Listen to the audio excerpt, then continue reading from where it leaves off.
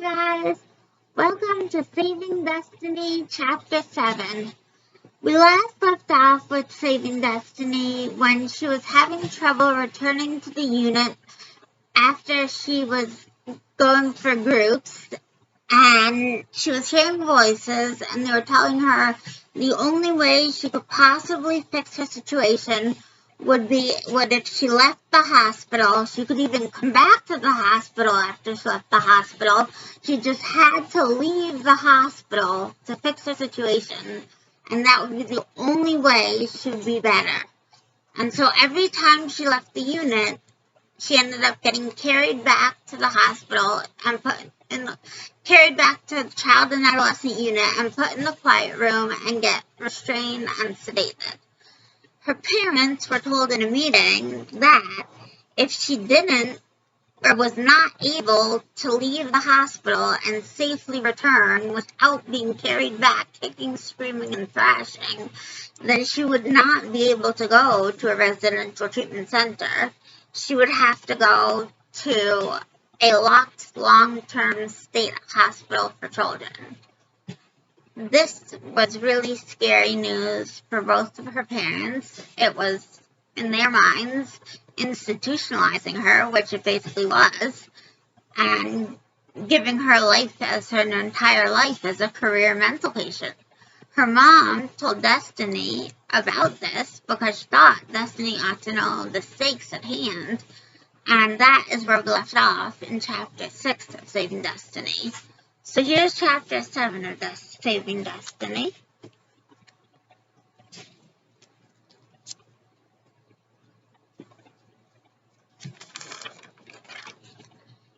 After my mom told me I might get sent to a long-term locked unit at a state hospital, I felt so tense. Hold on, we're missing someone. Griffin has to help. This is Griffin. He's my newest Build-A-Bear. I always have a Build-A-Bear with me. They really help me. They help me stay calm. They're my babies. They help with my anxiety. I take care of them. They know all my secrets, just like Blinky knows all Destiny's secrets. Griffin is to me what Blinky is to Destiny.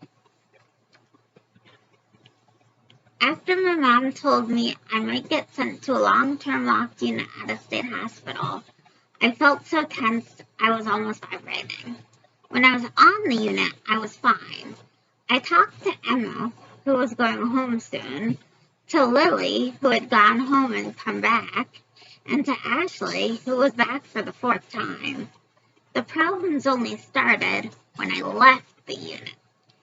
After my mom warned me about the long-term state hospital, I tried to be in extra powerful control of myself. Jessa, one of the activity therapists, told us that we're going to have a soccer group downstairs in the gym. Mike was going to be my one-to-one for that group. So I walked next to him as we followed Jessa down the stairs to the gym. On the way there, I kept repeating to myself, I am not going to run. I am not going to run. I am not going to run. I felt my breath. For the first 15 minutes of group, I kept reminding myself that I was fine. But then, the bad man started up again. Run. Run for your life. You have to, he hissed. I felt my breath quicken, but I continued to tell myself that I was not going to run. She will be in big trouble, the storyteller sang out. They both continued singing and yelling at me. It was wearing me down. Then, I felt the ache in my muscles. I felt the pull, the itch. It was burning at me. It was melting me down. I looked around. Mike wasn't watching me that closely. If I could just get away, I would feel better. If I could just get away, everything would be better. I was certain of this now. I heard a commotion behind me. Stop, Destiny, stop, Mike yelled. I kept running. I had to. If I could make a break for it, then everything would be solved. I knew this with 100% certainty. Call a code yellow, Mike shouted. I tried to run faster, but Mike was gaining on me, and then I felt his arms wrap around me. Code yellow in the first floor lobby. Code yellow in the first floor lobby. I heard the code get called over the intercom. With every last bit of everything in me, I tried to break free of Mike's restraint hold. We were now in the middle of the front lobby of the hospital. I knew that within minutes the lobby would be swarming with staff who would return me to my unit's quiet room. Please, just let me go for a little bit. I just have to leave. I might even come back. If I leave all the way, things will be fixed. Please understand, I begged Mike. You can't leave. Now just try to calm down, Mike told me. He had me in a tight grip. I fought harder. I liked Mike, but I had to leave. Then I heard the sounds of pounding footsteps and the click-clack of stretcher wheels. The staff lifted me up in the air and dropped me down on the stretcher. All of my breath whooshed out of me, and then my breaths were coming in too quickly. I was being held down on the stretcher, and the stretcher was going into the elevator. I couldn't let them bring me back to the unit. You must resist, you fool. All the evilness you have is shining through. There will be evilness coming out of you. All is danger. Danger is on the unit. Danger will destroy you. You must resist. The bad man was ranting now. I didn't understand all of what the bad man was saying, but I got the gist of it. I couldn't let them take me back to the unit. I took in as deep a breath as I could, and then tried to fling my whole body weight into the air and out of the stretcher. It didn't work. This elevator door opened. We were going down the hall that led to my unit. I had to act quickly, or something would happen. I knew something bad would happen. I just didn't know what. I continued to thrash. I was so scared. I was breathing so fast that almost no oxygen was getting in. The doors to the unit opened, and the quiet room was right there. The staff lifted me off the stretcher and held me down on top of something. Oh no, it was the papoose board. They were going to strap me down to the papoose board. The vein on the side of my forehead throbbed so hard it felt like it would rupture. What was the bad man going to do to me now? Staff were fastening the straps around my wrists, around my ankles, over my torso. A needle filled with medication stabbed me in the shoulder. Finally, the staff trickled out of the room, and only a couple remained. I struggled to catch my breath as the sing-song, eerie voices of the bad man and the storyteller faded, and my thoughts slowed down and became less jumbled up inside my head.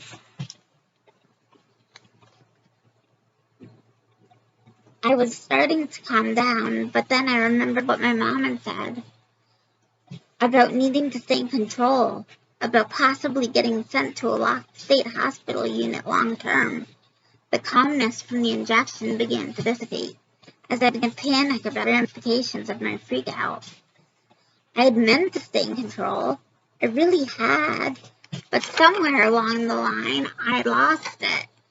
And now I was strapped to a board in the quiet room, facing the possibility of being institutionalized. Silent tears formed in the corners of my eyes and dripped down into my ears. It's okay, Destiny, Vicky, the staff in the room with me, tried to assure me. She knelt down next to me and gently wiped the tears out of my eyes with a washcloth. We're going to help you out.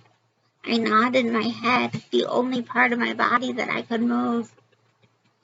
Later, when they released me from the papoose board, my nurse mentioned to me how, I've noticed when we give you your PRN Haldol, it seems to help you a lot.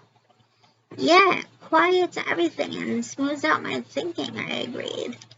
I think it would be great if you could practice your assertive communication skills and ask Dr. Aiden if maybe you could take a larger dose of Haldol every day. It might help you stay in control while you're off the unit, the nurse suggested. I think I can do that, I told the nurse. The next morning, Dr. Aiden dropped by my special couch in the day room, where I was sketching teddy bears dancing together. I wanted to ask you if I can take a larger dose of Haldol every day, I asked him. Yeah, I read in your chart that you spoke to the nurse about that. and I think it would be a great experiment. You'll just need to tell me if you're getting any funny side effects, like tense muscles or jerking movements that you can't control, or any funny movements of your tongue or mouth. Can you tell someone right away if something like that happens? I promised that I would.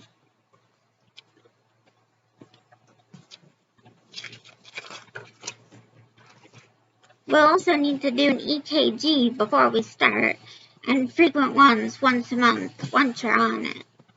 The next morning, when the nurse gave me my meds, she pointed out the light peach-colored tablet. This is your increased dose of Haldol. You'll be taking it twice a day now, she explained to me. I dutifully swallowed the tablet, along with my other meds, and prayed inside my head that the pills would help me feel better. Over the next several days, I was able to stay with the group when I was off the unit a little longer each time. Unfortunately, all of my ventures off the unit still ended up with me being carried back the unit in hysterics. Still, each time I stayed a little longer, and the staff were noticing my progress. The Haldol definitely made a difference. The voices of the bad man and the storyteller got a lot quieter. It was easier for me to tell the difference between real people and hallucinations. Also, I was able to think more clearly than I had in a while. You're doing so much better these days. Everyone is noticing, Dr. Aiden told me one morning about a week after I started the increased Haldol. Are you feeling better inside? I nodded and told him about things being quieter and clearer. So do you think that I could go to residential and not a locked long-term state hospital unit? I asked, and then held my breath as I waited for him to answer.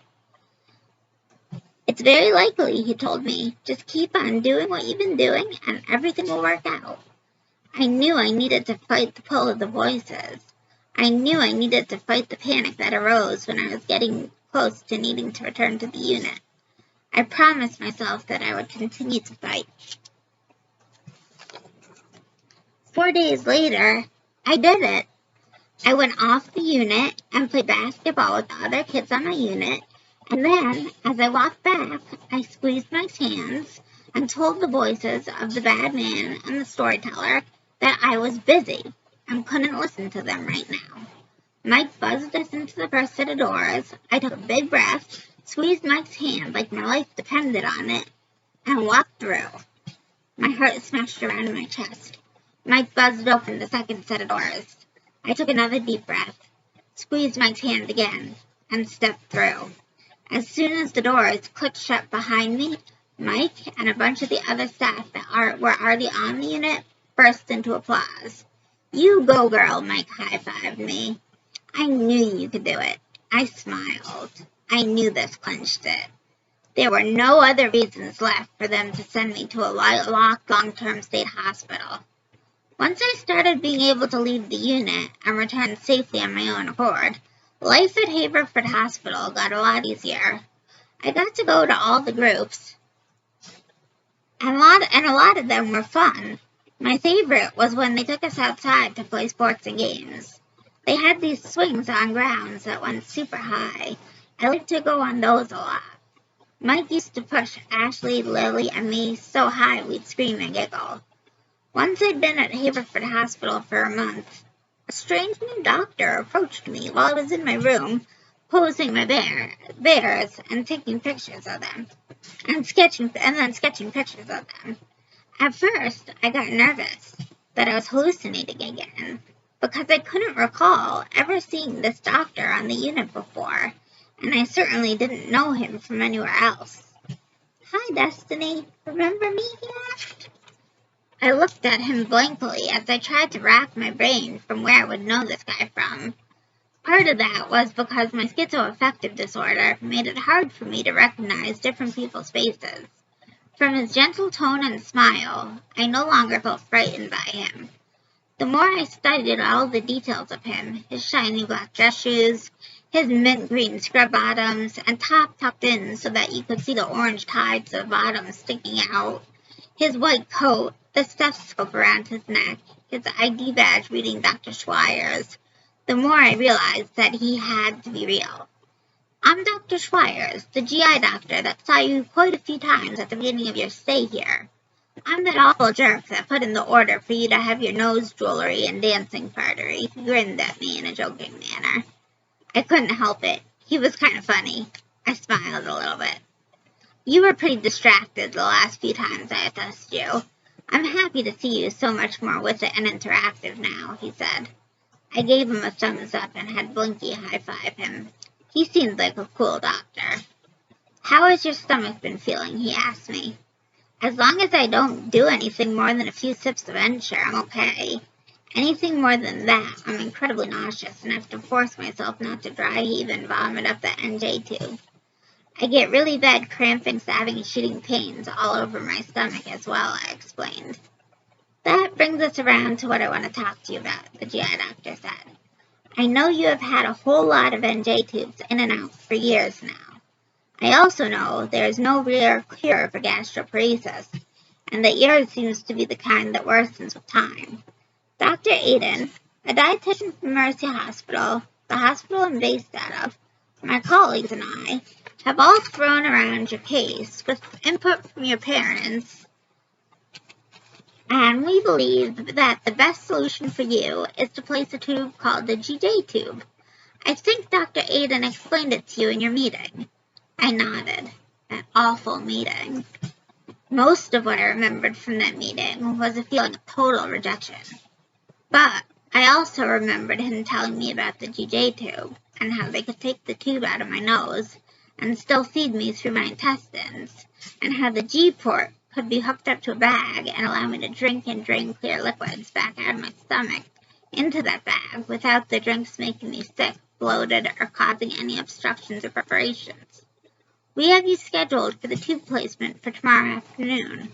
So tonight at midnight, the nurse is going to turn off your tube feedings, and then an ambulance is going to come here around noon to bring you to Mercy Hospital's Children's Procedure Unit.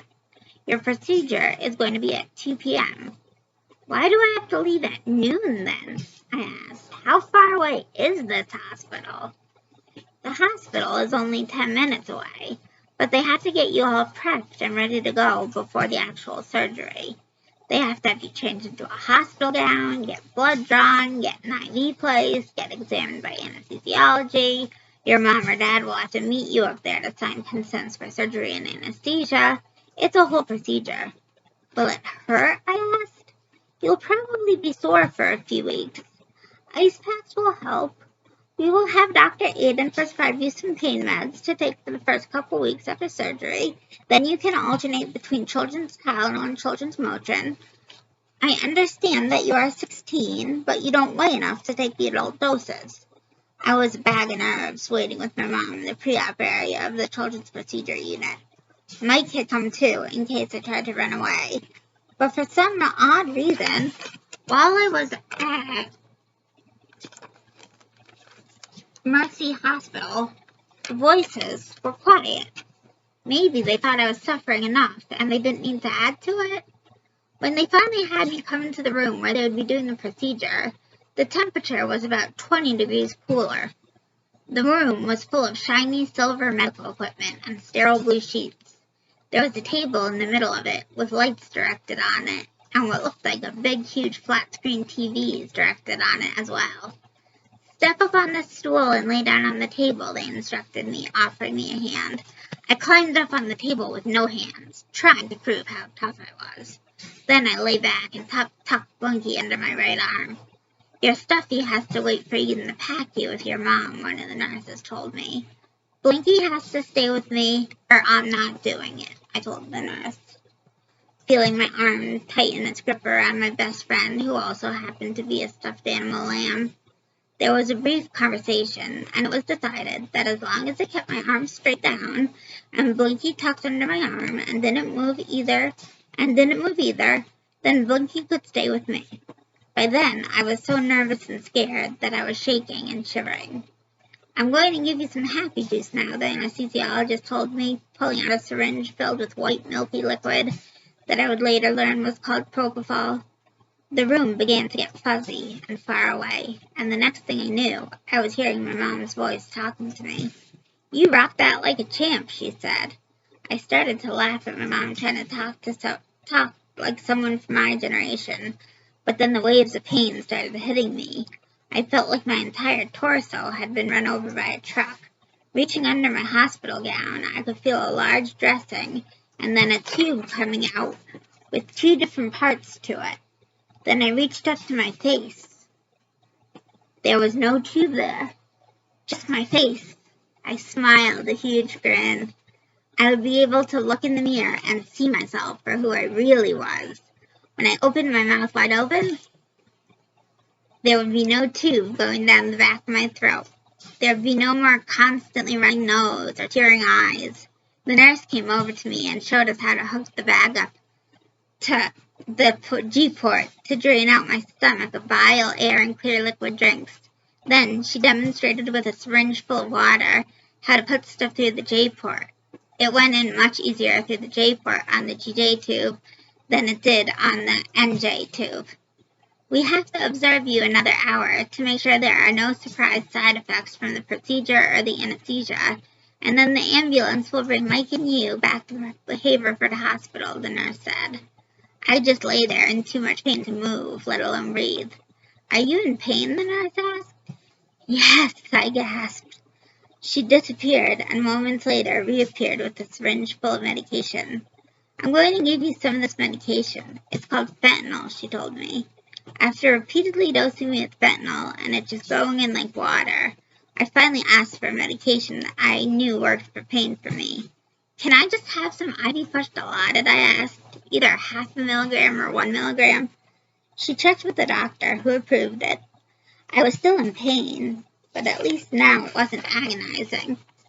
For the next 2 weeks, I required pain meds round the clock. They were putting liquid oxycodone in my tube every 4 hours, even at night, or I wouldn't be able to handle it. To me, it felt worse than the intestinal perforation surgery, but maybe that was just because it was such a long time ago. I had to lie flat on my back and barely move, or I couldn't tolerate the pain at all. It was such a nice feeling, though, to be able to join the other kids at mealtimes and sip at an apple juice or lemonade or cup of Crystal Light. I felt included in a huge social aspect again. My mom had ordered me a special bag to put the G-tube drainage bag in, and then I wore it like a purse so that no one would know. My mom had ordered me a special bag to put the G-tube drainage bag in, and then I wore it like a purse so that no one would know what it was as long as you didn't look too closely. The other kids asked me what happened to the tube in my nose, and I explained to them that it was now a 2-for-1 deal, and it was in my stomach, and I would show them my cool party trick where I would drink some red Crystal Light from the bubbler of Crystal Light they always had available in the day room, and then excitedly have them watch as the fluid immediately drained out into the drainage bag that I would remove from its cover for the demo. The other kids, especially the boys, thought this was super cool. Most of the kids who had been in the hospital when I'd arrived had been discharged a while ago. The only ones that remained were the other long-term track kids who I didn't really know that well, even though I had become one, and Lily and Ashley, who kept coming back after being discharged only several days before. I did eventually end up making friends with some of the new girls, though. My mom visited 2 or 3 times a week. She was thrilled when I told her I was now able to come back to the unit without being carried back and restrained in the quiet room. Sometimes, when I was with my mom, I could tune everything that was going on around me out and pretend I was at home permanently with her. But then, when visiting hours were over, I was so sad that I ached. Those moments, right after my mom left, were the hardest. That was when I remembered that it was going to be a long time before I would be able to go home with my mom and dad again. One morning, Dr. Aiden told me he was going to have a meeting with me and Wendy and my parents. There's an opening at the Jackson Center for Children, he told us. The staff there would like you to stop by for a visit and do an intake interview next week. I felt fear and excitement course through me at the same time. I wanted to leave the hospital, that was for sure, but I'd grown used to the hospital. I knew all the rules and the staff there, the schedule was predictable, and I liked most of the people. But I also knew that at the residential facility, there were no locked doors, more freedom, and it would be a step closer to home. The visit to the Jackson Center for Children was scheduled for Thursday. I was given the news on Monday. During the lead up until my visit, I was more jittery than ever. The morning of my visit, I woke up extra early and signed up for the first shower slot of the day. In the shower, I was so shaky that I kept dropping the bottles of body wash, shampoo, and conditioner. I put on a clean unicorn t-shirt and pink button closure pair of shorts. The shorts were too big on my waist, but so were all my other clothes, so I didn't have any other options. I had lost almost 10 pounds in the last 2 months, which was quite a bit for someone who only weighed 77 pounds to start with. Hopefully, the tube feeding from the GJ tube will help you gain some of your weight back, Christy told me when she saw me getting frustrated, repeatedly pulling my pants up. I try so hard, I just can't keep anything down, I said. I know, it's not your fault. It's the gastroparesis, Christy reassured me. You're not doing anything wrong. You can't help it. Hopefully, we can get you on the right type of tube feed formula, and it does the trick. But don't blame yourself for it, ever. Her words were like nirvana. Everyone else always blamed me, told me I had to try harder, just eat one more bite, follow this meal plan, cut out that drink, do this movement. Now, finally, a hospital was absolving me of guilt for all of my mental and physical illnesses, and just working on getting me better. This was the most amazing thing in the world, and it was helping. That is the end of Chapter 7 of Saving Destiny. I hope you all enjoyed it. I'm going to stop here. Please comment on my YouTube videos and let me know what you think. If there's anything you want me to add in. I'm open to suggestions. The book's complete, but I can always do edits. Also, check out my website at www.beccapava.org, beccapava.org, my name, www.beccapava.org. You can find all my videos there, even the Facebook live streams. You can also check out my blog, chronicallyalive.net, www.chronicallyalive.net, and read about my more recent history. And that's more about my medical history, although this part was a lot about my medical history too, but that's more of an in-depth view of my medical history and my relationship with my fiance Jeff. Hope you enjoyed this video. Love you guys. Bye.